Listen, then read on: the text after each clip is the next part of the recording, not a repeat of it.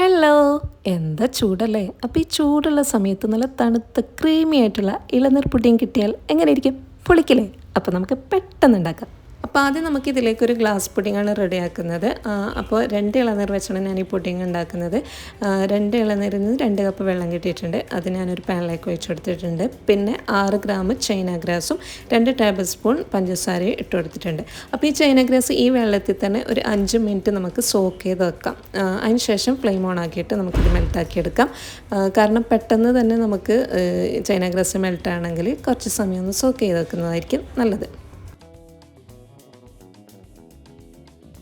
അപ്പോൾ ഇതിവിടെ നന്നായി തിളക്കുന്നുണ്ട്. നമ്മുടെ ചൈന ഗ്രാസൊക്കെ നന്നായി മെൽറ്റായിട്ടുണ്ട്. ഇനി ഇത് ചൂടോടുകൂടി തന്നെ നമുക്ക് ഏതെങ്കിലും ട്രേയിലേക്കോ പ്ലേറ്റിലേക്കോ വെച്ച് കൊടുക്കാം. ഇനി ഒരു 20 മിനിറ്റ് നമുക്കിതൊന്ന് സെറ്റ് ആവാനായിട്ട് വെക്കാം. ഞാനിത് ഫ്രിഡ്ജിലൊന്നും വെച്ചില്ല, പുറത്ത് തന്നെയാണ് സെറ്റ് ആവാനായിട്ട് വെച്ചത്. അപ്പോൾ ഇത് നന്നായിട്ട് സെറ്റായിട്ടുണ്ട്. ഇനി ഇത് നമുക്ക് ചെറിയ ചെറിയ ക്യൂബ്സ് ആയിട്ട് കട്ട് ചെയ്തെടുക്കാം. അപ്പോൾ ഞാൻ ഈ പുഡിങ്ങിലേക്ക് വെറും 10 ഗ്രാം ചൈന ഗ്രാസ് മാത്രമാണ് എടുത്തിട്ടുള്ളത്. അതായത് നമ്മുടെ ഈ ഗ്ലാസ് പുഡിങ്ങിലേക്ക് 6 ഗ്രാം ചൈന ഗ്രാസും ഇനി ഒരു മിൽക്ക് പുഡിങ് കൂടി ഉണ്ടാക്കുന്നുണ്ട്. അതിലേക്കൊരു 4 ഗ്രാം ചൈന ഗ്രാസ് മാത്രമാണ് ഉപയോഗിക്കുന്നത്.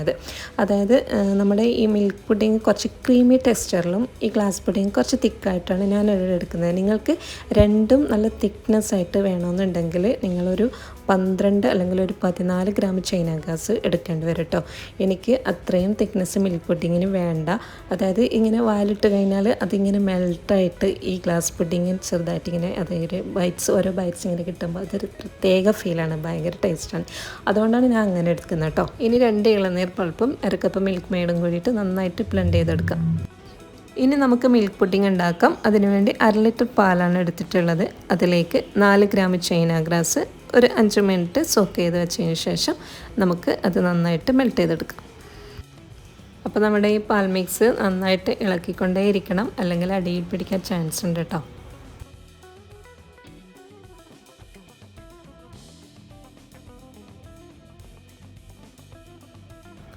അപ്പോൾ ഇതിവിടെ തിളക്കാൻ തുടങ്ങിയിട്ടുണ്ട്. നമ്മളിട്ട് ചൈന ഗ്രാസൊക്കെ നന്നായിട്ട് മെൽട്ടായിട്ടുണ്ട്. ഇനി ഇത് നമുക്ക് ഫ്ലെയിം ഓഫ് ചെയ്യാം. അതിനുശേഷം നമ്മൾ നേരത്തെ അടിച്ചു വെച്ച നമ്മുടെ ഇളനീർ ഇതിലേക്ക് ഒഴിച്ചു കൊടുക്കാം.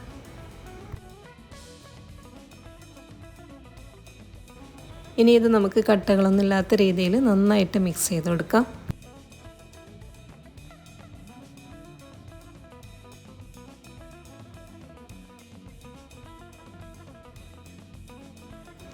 അപ്പോൾ ഇതിവിടെ റെഡി ആയിട്ടുണ്ട്. ഇനി ഇത് നമുക്ക് പുഡിങ് ട്രേയിലേക്ക് മാറ്റാം.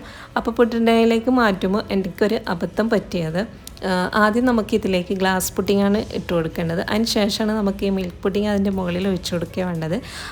അപ്പോൾ ഇങ്ങനെ ചെയ്താൽ കുഴപ്പമൊന്നുമില്ല, പക്ഷേ നമുക്ക് കാണാനുള്ളൊരു മുഞ്ചുണ്ടല്ലോ, അത് ഇച്ചിരി ഒന്ന് കുറയും. അത്രയേ ഉള്ളൂ, ടേസ്റ്റിലൊന്നും മാറ്റം ഉണ്ടാവില്ല. അപ്പോൾ നിങ്ങൾ അത് ഒഴിക്കുമ്പോൾ അങ്ങനെ ശ്രദ്ധിക്കുക കേട്ടോ. ഇനി ഇത് നമുക്ക് നന്നായിട്ട് തണുപ്പിച്ചൊന്ന് സെറ്റാക്കി എടുക്കണം. മിനിമം 1 മണിക്കൂറെങ്കിലും ഒന്ന് ഫ്രിഡ്ജിൽ വെച്ച് സെറ്റാക്കി എടുക്കാം. അങ്ങനെ നമ്മുടെ ടേസ്റ്റി ആൻഡ് ക്രീമി ആയിട്ടുള്ള ഇളനീർ പുഡിങ് റെഡി ആയിട്ടുണ്ട്. നല്ല ചൂടുള്ള സമയത്തൊക്കെ ഇതുപോലൊരു പുഡിങ്ങൊക്കെ കിട്ടിയാൽ പൊളിയാണ് കേട്ടോ. അപ്പോൾ മക്കളൊക്കെ ഇപ്പോൾ സ്കൂളിലാത്തതുകൊണ്ട് വീട്ടിൽ തന്നെ ഉണ്ടാവും. അപ്പോൾ അവർക്കൊക്കെ ഉണ്ടാക്കി കൊടുക്കുക. അധികം ആൾക്കാർ ഉണ്ടാക്കുന്ന ഒരു പുഡിങ് തന്നെയാണ്. ഞാൻ എൻ്റേതായ രീതിയിൽ ഉണ്ടാക്കിയെന്നേ ഉള്ളൂ. അപ്പോൾ നിങ്ങൾക്ക് എല്ലാവർക്കും വീഡിയോ ഇഷ്ടമെന്ന് കരുതുന്നു. ഇഷ്ടമെങ്കിൽ please like and share and subscribe. അപ്പോൾ മറ്റൊരു വീഡിയോ കാണുന്നതുവരെ താങ്ക്സ് ഫോർ വാച്ചിങ്. ബൈ.